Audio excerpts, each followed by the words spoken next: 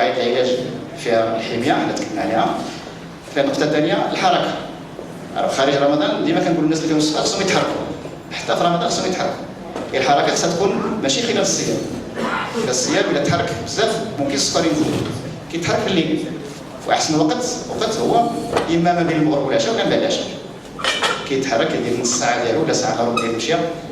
بس الناس كيديروا قاعات الرياضه راه كيمشيو لها في الليل. اذا الحركه ديال المريض خصها تكون بالليل. ثم النقطه الثالثه هو العلاج. كيخص المريض يختار العلاج ديالو. العلاج ديالو اما كيكون مقسم على 3 ديال المرات، واما مقسم على 2، واما مره واحده. اللي عندهم الفنيد ديالهم ديال السكر كياخذوا 3 مرات، كيخصهم ياخذوا مع الفطور مع العشاء ومع السحور. بالنسبه للكميه ديال الدواء في رمضان كنقصوا واحد شويه. يعني الدواء ديال السحور كنحاولوا نقسموا على 2 باش المريض ما يسخفش اي بالنهار. والدواء الاخر كيبقى هو هذاك. الناس اللي عندهم الدواء كياخذوه 2 مرات غادي ياخذوه مع الفطور وياخذوه مع السحور. وكذلك السحور الا كان تخوف باش السكر ينزل كنقصوا لهم من الدواء ديال السحور. هاد نقيسوا الزياده الطبيب اللي كيتكلف به. ما يمكنش اي واحد ياخذ نقص بينا على حساب النوع ديال الدواء اللي عنده. اذا اللي عندهم 2 مرات كياخذوه مع المغرب مع السحور، وكاين ناس عندهم الدواء مره واحده كياخذوه مع الفطور مع المغرب. هادشي كله يمكن يكون واضح، ولكن اللي ما فاهمش خصو يستشير مع الطبيب ديالو. وكاين بعض الناس اللي كياخذوا الاقراص ومع هذيك الانسولين ديال الليل. اللي كياخذ الانسولين ديال الليل كيخصو يرجعها للمغرب، كيفرق الصيام وكيضرب الانسولين ديالو ديال الليل. الكميه ديالها عاده كنقصوا الثلث. اللي كيدير مثلا 30 في النهار كان كيديرها مع 10 الليل، كنقولوا دير غير 20 وديرها مع المغرب. وفي اليومين الاولانيه ضروري اي واحد صايم يبدا يعبر السكر ديالو بزاف المرات. يعبر الصباح الى فاق، يعبر قبل المغرب، يعبر مورا المغرب، مورا الفطور، مورا العشاء. في اليومين الاولانيه. وفي هذيك اليومين الاولانيه كيبان له السكر ديالو كيفاش بالليل. الا شاف بلي كيهبط ليه السكر بزاف في النهار ضروري ينقص منه. الا شاف انه كيطلع له بالليل بزاف معناه انه كياكل بزاف، كيخصو ينقص من الماكله. اذا في اليومين الاولانيه كيعرف كيف غادي يتمشى مع رمضان وكيفاش يبدل ويغير في الادويه ديالو. ثم النقطه الرابعه قلنا هي المراقبه. المراقبه هي تكلمنا عليها واضحه. ضروري ان الناس اللي عندهم السكر خلال شهر رمضان يقلبوا كل يومين 3 ايام كيقلب السكر ديالو وكيشوف واش غادي بنظام ولا لا. ممكن في بدايه الشهر يكون مزيان وفي الاخر يعاود اللي ماشي والو. كيبقى حل عينيه يتابع داك السكر ديالو واش غادي مستقر ولا ماشي مستقر. اذا باختصار تكلم على هادشي هذا. نعاود نذكر بلي الناس اللي عندهم الانسولين بوحدها ما خصهمش يصوموا. الناس اللي وصلوا لمرحله ديال المضاعفات ما خصهمش يصوموا.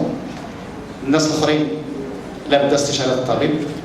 وكما كان الحل لازم احترام قواعد العلاج اللي هي الحميه والحركه والادويه والمراقبه. وشكرا.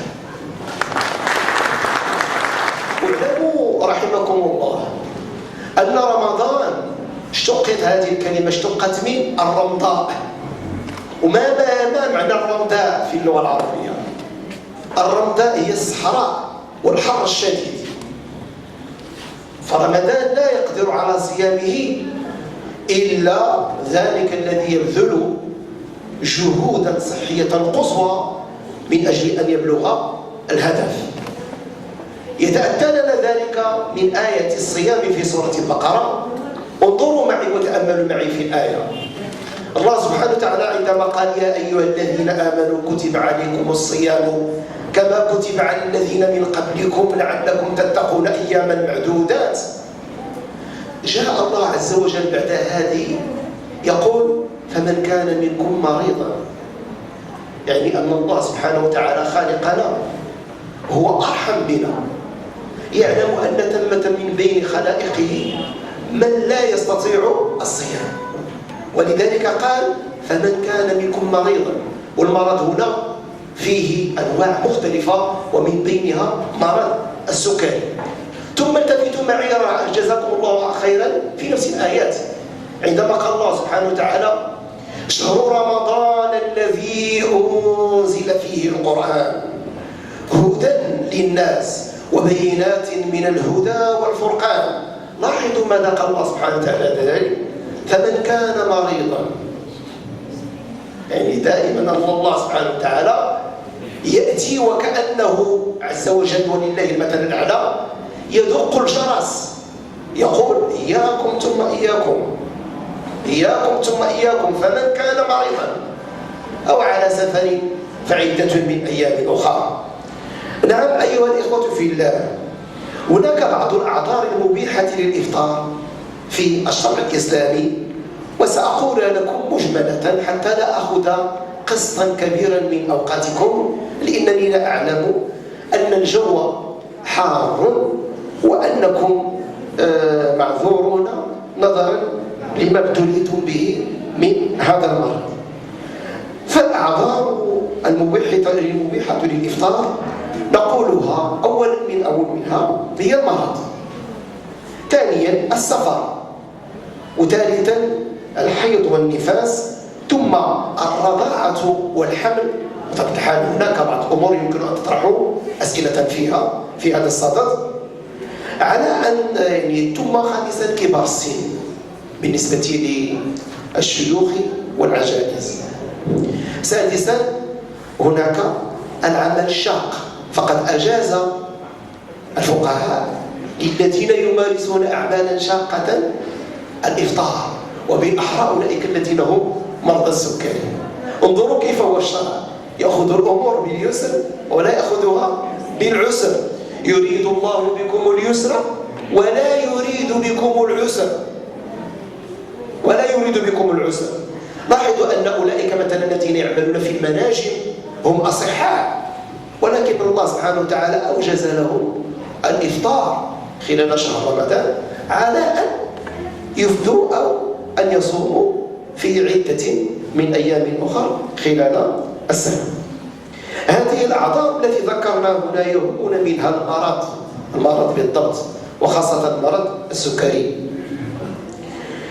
نسأل الله سبحانه وتعالى أن يعافيكم ويشفي داءكم. أيها الأحبة في الله، إن شهر رمضان يمثل بعض الخصوصية لدى مرضى السكري، حيث إنه من الأحداث الهامة التي تصيب مرضى داء السكري بالقلق والخوف. إذا فعلت هذا ماذا سيقع لي؟ وإذا لم أفعل ماذا؟ إذا هناك تأرجح بين هاتين الكلمتين. وبالتالي يطرح السؤال التالي: هل يمكنني الصيام دون مشاكل صحية؟ هل يمكنني الصيام دون مشاكل صحية؟ إن نعم الله علينا عديدة، ومنها مقدرة الجسم على المحافظة قدر الإمكان على ثبات مستوى سكر الدم بالرغم من تفاوت حالات الجسم، وذلك عن طريق تكامل العديد من الوظائف الفيزيولوجية، والتي يعتبر الكبد المنسق الأساسي لها.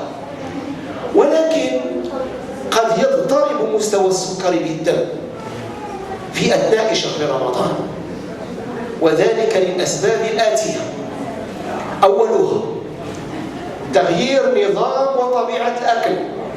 تعلمون أن رمضان له خصوصية في نظام الأكل، خاصة نحن في المغرب. ثانيا تهاون بعض المرضى في تناول أدويتهم حسب المواعيد. يعني عندما يدخل رمضان ويحسب نفسه أنه أصبحت له حرية، ربما لأنه يرى الناس الأصحاء يفعلون بعض الأمور التي هي غير مفعولة في باقي أيام السنة، وبالتالي يقول إنني أنا كذلك سوف أغرد نفس التغاريد التي يغردها هؤلاء، وهذا سوف يسقط المريض في التهلكة. ثالثا عدم الالتزام بالجرعات الموصوفة للمريض، يعني هو يختار لنفسه وصفات لم يقررها الطبيب المعالج. رابعا التوقف أو تغيير العلاج الموصوف، هناك من يوقفه، وذلك بحجة تأثير الصيام على المريض ومقدرته على تحمل العلاج. انظروا، هذه من الأخطاء الفادحة التي ترتكب.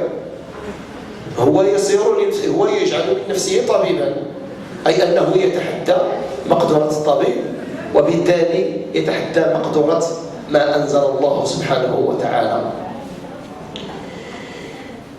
إذن خامسا عدم مراعاة الحرص في طبيعة الطعام الذي يتم تناوله في أثناء الإفطار، وهذه الأمور تطرق إليها السادة الدكاترة المحترمون. ولكن من هم المرضى الذين يباح لهم الإفطار في أثناء الصيام؟ من هؤلاء المرضى، يعني مرضى السكري الذين يباح لهم الإفطار؟ هذا كذلك تطرق إليه الدكتور نجيب القرماعي مشهور. تنقسم الأسباب التي تبيح الإفطار، لا مجال أو عفوا يعني لا بأس من إعادة التذكير بها. تنقسم الأسباب التي تبيح الإفطار لمرضى داء السكري إلى أسباب شرعية غير طبية، مثلا دم الحيض والنساء فيما يخص النساء، وأسباب طبية يمكن إجمالها فيما يلي. إذا نتطرق الآن إلى الأسباب الطبية. هناك أسباب شرعية تبيح الإفطار، ولكن هناك أيضا أسباب طبية، لأن الله سبحانه وتعالى يحب العلم. فأنصتوا إلى العلماء الذين يستنبطون أحكام من الشرع، أنصتوا إليهم، لأن الله سبحانه وتعالى أحبهم وجعلهم خلفاء أنبياء بعد وفاة محمد صلى الله عليه وسلم. هل يستوي الذين يعلمون والذين لا يعلمون؟ إنما يخشى الله من عباده العلماء. يرفع الله الذين آمنوا منكم والذين أوتوا العلم درجات. إذن أنصتوا أرجوكم إلى ما يقوله السادة الأطباء. نسميكم جميعا أشكر الدكاترة والأستاذ على مداخلتهم طيبة وعلى الإرشادات والنصائح اللي قدموا لنا هذا النهار، وسمحوا لنا على هذه الحرارة، إنها حرارة الاستقبال. وشكرا على الحضور، والسلام عليكم ورحمة الله.